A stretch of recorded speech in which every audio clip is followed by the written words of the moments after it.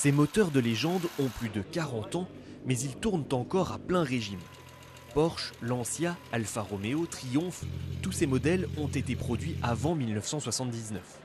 À cette époque, ils faisaient la gloire du rallye de Monte-Carlo.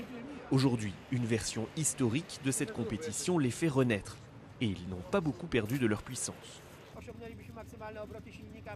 Aujourd'hui, à plein régime, on peut atteindre 180 km/h.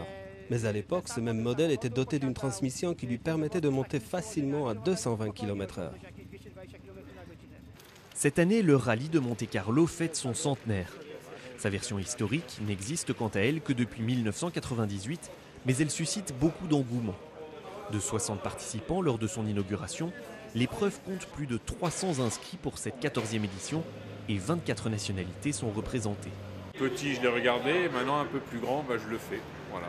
Donc je regardais Mounard y partir sur des Lancia comme celle-là, et voilà, c'est pour ça qu'on a entre autres cette Lancia. Peut-être l'année prochaine, je serai pilote et messieurs copilote.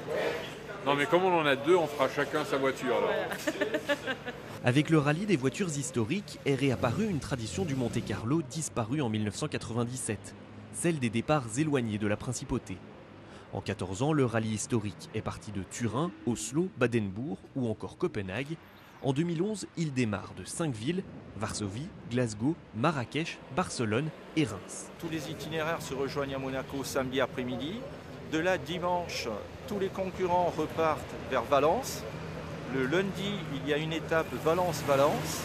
Le mardi, ils repartent de Valence tôt le matin pour arriver à Monaco et pour faire la boucle finale avec la fameuse nuit du Turini. Et le rallye finit dans la nuit de mardi à mercredi. Le premier des 98 équipages au départ de Varsovie s'était lancé jeudi à 13 h. Première étape entre la capitale polonaise et Dresde en Allemagne.